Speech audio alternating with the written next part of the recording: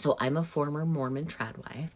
I have 6 kids. I'm 38 years old. I don't have an education. I got married young. I had kids young, and I absolutely gave up on my hopes and dreams to choose the life that I have now. If you would have asked me 5 years ago if I felt like I had choices in my life, I would have hands down told you that I was incredibly happy with the choices that I made, and that I made those choices knowing full well what I was choosing. Now that I've been out of the church for 3 years, I will tell you that I was never actually given a choice, because I see that the choices that I were given were not given in an honest light. It's not fair to show someone 10 candy bars and say, hey, you can choose this candy bar, which is the right candy bar that you should choose, or you can choose these 9, which are poisonous and deadly, and if they don't kill you, they're going to kill all of your friends and family members. What would you like to choose? That's how choices are given in Mormonism. So when you're in it, you feel like you're making a choice that makes you happy. And to be fair, like, I was happy in the sphere of what I knew happiness was, which in Mormonism, sacrifice and suffering is required for happiness. You're taught that everyone else's happiness outside of the Mormon church isn't real happiness. The joy you feel being Mormon, even though it comes with pain and suffering and sacrificing the choices that you actually would have made had you been presented the entire truth, is better and more and real. So are Mormon women truly choosing their lives and being happy with their choices? I think it depends what you consider choice and what you consider happiness. But I will say that for me, leaving Mormonism was the first true choice that I ever made. I didn't know life could be this amazing.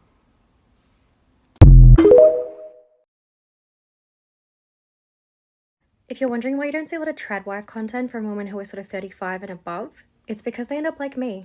Hi, for those of you who don't know, I was a stay-at-home housewife from when I was 17 to nearly 27. What my life looked like for that decade was, essentially, I waited for him to come home for about 10 years. At the time I was 21, I had 2 kids under 3, and so that took up an enormous amount of my time.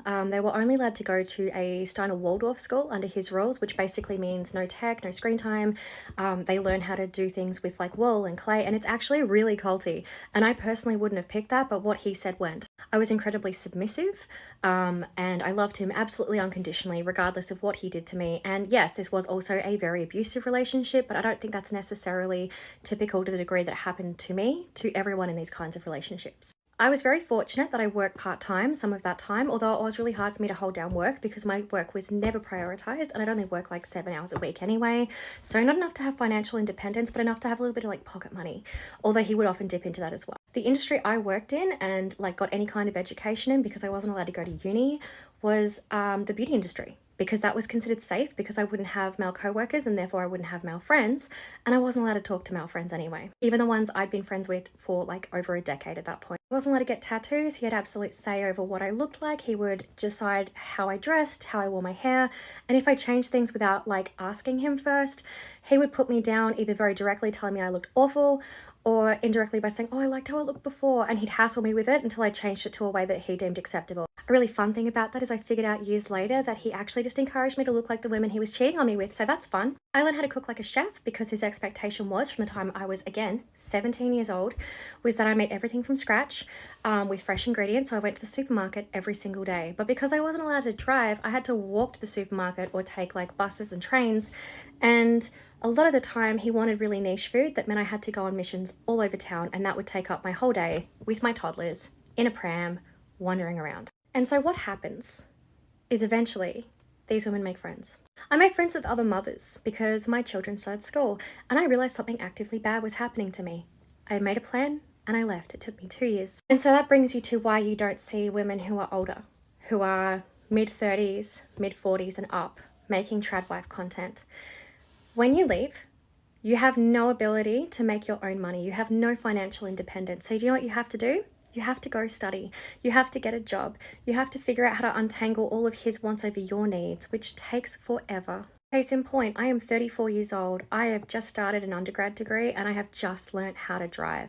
And those 2 things are absolutely incredible. The first thing I did when we broke up, when I had a bit of money to spare, I got tattooed because I was finally allowed to make decisions about my own body. My hair has been every colour and length you could possibly imagine since we broke up because I get to make decisions about how I look. The thing is, the longer that you're in a relationship like this, in a way, it was kind of fortunate for me that there were more urgent factors that made me leave sooner, but I am still a good 10, 15 years behind everyone else my age in terms of setting up my finances, in terms of building a career for myself. If you've been in this relationship since you were like 18 and you are now 40, 50 or above, you have no idea how to make a career happen. And because you've got so many gaps in your resume, again, I was fortunate that I work part-time, you're not getting a job.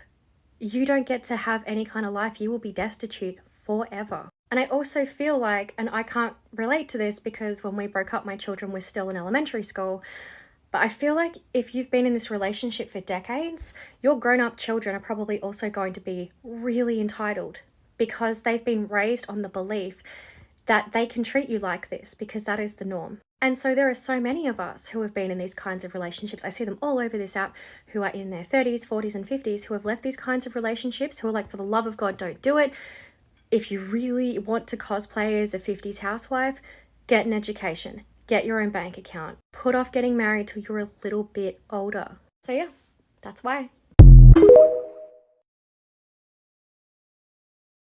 I am 27. I got divorced at 26 after I had done the trad wife thing. I got married at 19.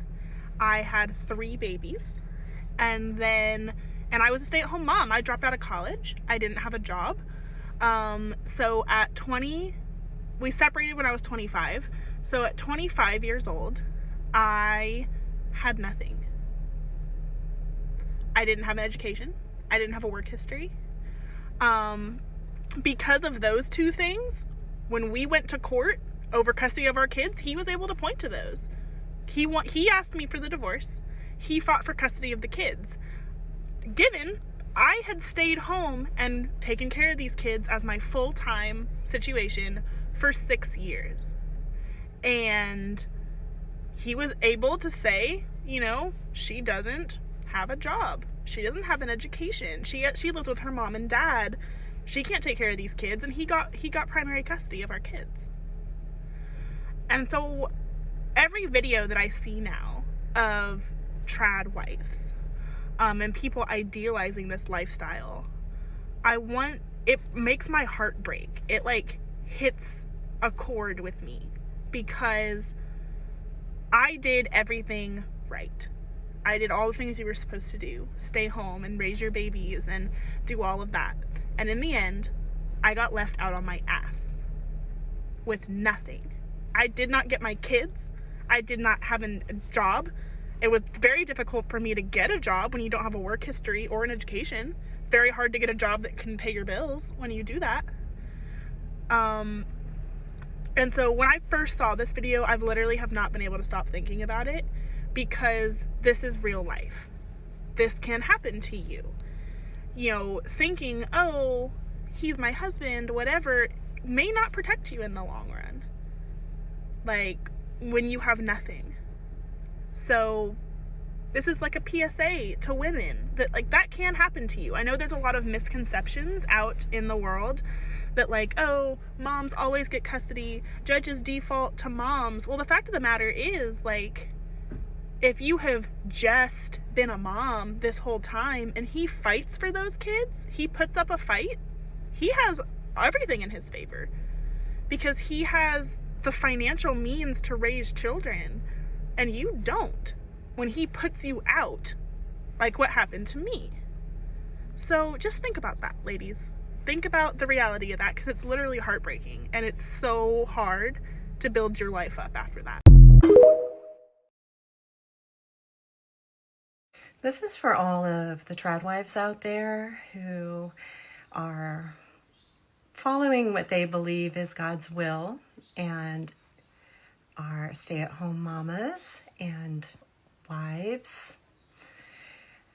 From a former trad wife who is now 55 and who never imagined that I would be in the position I am today, back when I was living my trad wife life. So consider this a little bit of wisdom from an older woman. Now, there's nothing wrong with being a stay-at-home mom and a wife full-time. You have that choice, and if that's what you want, more power to you.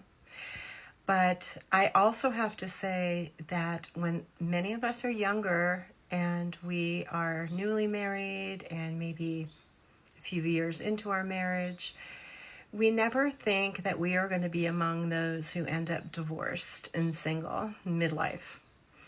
We have this belief, especially as Christians, which I am a former Christian, that as long as we are following God and that we are reading our Bible, that divorce is just not even on the table for us, that we are going to be married till death do we part.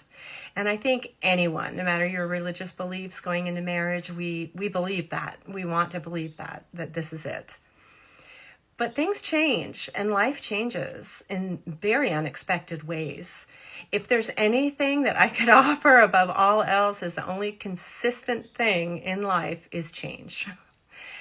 So I got divorced when I was 45. My husband at the time and I were divorced.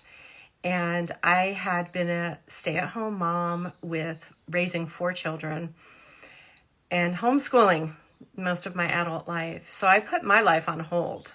I never went and got my degree. I just decided I was going to be a mom and a wife, and that's what I wanted. So when we were divorced, I had no skills other than those learned skills. I mean, I had no training. I had no work experience because any money I had made, I just kind of made on the side for myself. I never tucked any of it away. And if I were to have it to do over again, I would balance that. Yes, I loved being home with my kids. So I probably wouldn't have changed that, but I would have found a balance in that between career and mom. And I would have constantly been restructuring that to meet the stage of where my kids were at. And I would have continued my education, and I would have set aside money in a savings account that was in my name. It's not easy in midlife starting over again on your own, especially if you still have kids involved. And to not have those skills, even if you never use them, but to not have those skills is setting yourself up for stress, financial hardship, and inefficiency in even being a mom and bringing in a solid income. So while that is something to be honored, if that's what you choose to do, that's feminism right there, having the choice. I would highly recommend that you build a life for yourself in the process as you are raising your kids. All I can share is my experience, but I can also share that I never thought it would happen to me, and I would never be in this situation. I'm a former conservative Christian trad wife in recovery, and there is so much more that goes into this that you have no idea. It's not just an alt-right dog whistle. It goes so much deeper than that. One of the things that you might not know about this content is that there's a lot of trad wives online that are married to somebody who has a kid from a prior marriage, and let me give you the general portrait. Pretend I'm one of those criminal profilers like I'm in Dexter. I'm gonna give you the profile of an average trad wife creator who's the stepmom or step-girlfriend. A lot of times she comes from a toxic family system. She's a boy mom. She has a son from a prior marriage a lot of times. She has one of the biggest signs of childhood trauma, which is chasing a man that will never love her or give her the love she deserves, just like one of her parents or both. There's a good reason baby mama ain't with him anymore, and she finds out as the years pass. Sometimes she'll make content basically highlighting what a good wife she is and what a good stepmom. And a lot or most of the time, this man that she's with has children that he doesn't have much or any access to. Man's is MAGA, and he's mad at the world. She will come on here saying what a great everything he is, when really at home he uses her for an emotional punching bag. Somewhere deep in her subconscious, she believes if she makes content talking about how he deserves access to his kids and all this other stuff and glorifies their relationship or cry for help online, that he will love her more and treat her better. She probably only gets a year to maybe 3 years into making this type of content about father's rights and kids' rights. A lot of times where her man's ain't even paying child support. And a lot of times while her man has active bench warrants every single year for non-payment of child support. That wasn't my situation. This is just a profile. Okay. Eventually her videos get thirstier because it's a cry for help. She realizes that she's not hideous, she's a cute girl, and her videos get thirstier because she doesn't get any attention at home from this grumpy MAGA man. And as she finds a community, eventually through making content or just flat out having enough of his behavior and how he treats her, they end up divorced. And she ends up a feminist. This is just what I've seen over and over and over again, not necessarily my situation. So I'm gonna ask you for a favor. If you see one of these women online and you hate their content so much, just scroll okay? Maybe say something kind. Don't call them names. Do not call them a pick me, because chances are they're going through it at home. It's a situation I don't wish on anybody, and the world can always use more kindness. I used to be one of those women on here, and there's a lot of men that still follow me because of that, and a lot of new ones. And you want to know the ones that still stick around and watch my content, even though I talk about my bad experiences with men and my opinions and things that I've been through? The ones that still like my videos even when I'm dogging men. They don't say a word. They just support me quietly. And I thank you guys for that. Only one of you that ever say anything is Kevin, and all Kevin usually says is, I hate being a man. I'm so sorry. Thank you, Kevin. Kevin's my bestie. Y'all are my besties. I am 27. I got divorced at 26 after I had done the trad wife thing. I got married at 19. I had 3 babies, and I was a stay-at-home mom. I dropped out of college. I didn't have a job. So at 20, we separated when I was 25. So at 25 years old, I had nothing. I didn't have an education. I didn't have a work history. Because of those 2 things, when we went to court over custody of our kids, he was able to point to those. He asked me for the divorce. He fought for custody of the kids.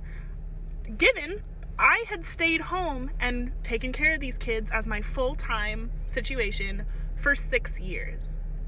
And he was able to say, you know, she doesn't have a job. She doesn't have an education. She lives with her mom and dad. She can't take care of these kids, and he got primary custody of our kids. And so every video that I see now of trad wives, and people idealizing this lifestyle, it makes my heart break. It like hits a chord with me, because I did everything right.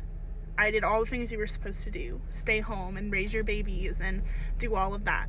And in the end, I got left out on my ass with nothing. I did not get my kids. I did not have a job. It was very difficult for me to get a job when you don't have a work history or an education. It's very hard to get a job that can pay your bills when you do that. And so when I first saw this video, I literally have not been able to stop thinking about it, because this is real life. This can happen to you. You know, thinking, oh, he's my husband, whatever, may not protect you in the long run. Like, when you have nothing.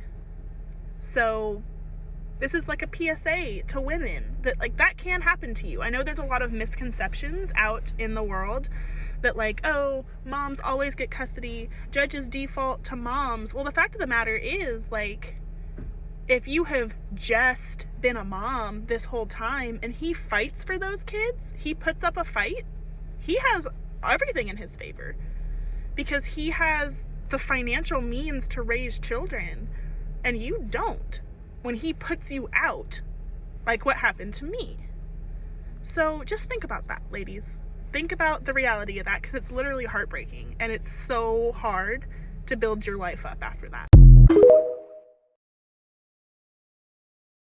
As someone who grew up with parents that had traditional gender roles, I want to tell you a little bit about what that was like, given that my parents are in their 60s and my dad is close to retiring. I think there's a lot of content on TikTok right now of people being in like their 20s and 30s, like glamorizing the lifestyle of homemaking. And quite honestly, like, yeah, if that's what you want to do when you're in your 20s and 30s, fine.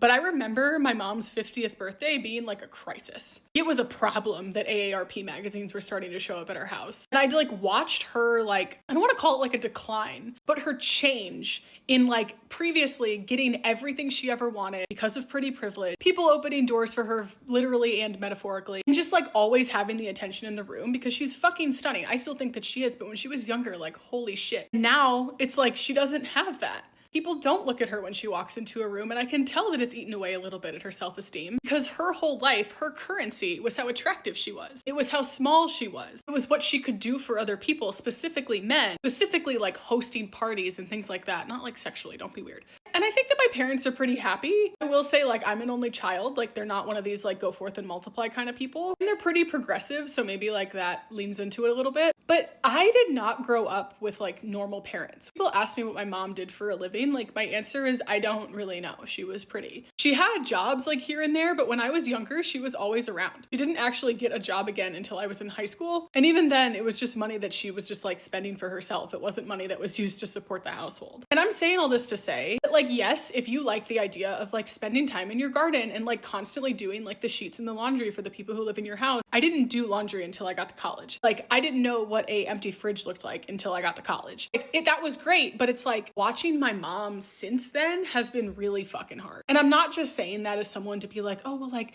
you know, you shouldn't do this, but think about it. I'm glad my dad's not a piece of shit, actually loves her and didn't just discard her the second that she got older, and they are living a happy life together. But watching my mom's like social currency and her self-esteem of being attractive like change has been really fucking hard. And I'm grateful she's one of these people that's trying to let herself age gracefully. She's not getting like a bunch of like filler and facelifts and stuff like that. She doesn't even dye her hair. She's like letting it go gray. But I can tell it's taken a hit to her self-esteem. So I guess the question to ask yourself if you are someone who wants to be a trad wife is like, what are you going to do in your 60s? What is that going to look like for you? You know any women who lived the life that you want to live that you can talk to? Because I know that it's glamorous to see like the faceless woman with the beautiful like blonde curls like in the garden with her children. I get it, that looks glamorous, but what does that look like when it's your life and you're 50 years old? What is that going to look like for you? End of your life, will you be happy knowing that the things that you contributed are not related to a career? Maybe the answer is yes, and I cannot tell you if it is or isn't. And that's great if it is, and you've thought about these things, and that's amazing. I'm trying to talk to the person who is not making necessarily an informed choice. Because quite honestly, I don't necessarily know that that's what my mom wanted to do. I think she would have been really happy like being an artist, or having her own business, or doing something that wasn't just like raising me and taking care of a household. She definitely sounds happy when I talk to her about it, but she's also been socially programmed and conditioned to think that that's the role that she needs to play in life. If you have not thought about what the other side of that for you could look like, maybe it's worth doing that. And make sure whoever the fuck you're trying to get with, like, I cannot speak more highly of my father. Like, make sure the person that you are trying to get with, like, actually fucking likes you. It's not just gonna discard you for, like, wife number 3 or whatever the fuck it is. They're actually extremely grateful for the things that you do around your house. If you don't feel like you are in a partnership with someone who views you as an equal,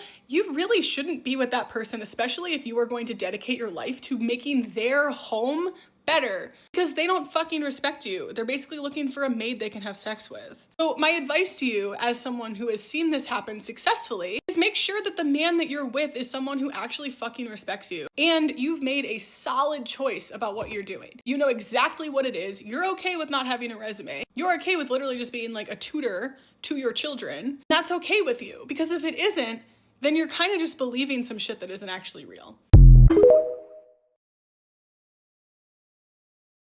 I want to start this video by saying that I'm not asking for money and I'm not asking for sympathy. What I'm asking for is if you are a young 14, 16, 21-year-old girl, listen up.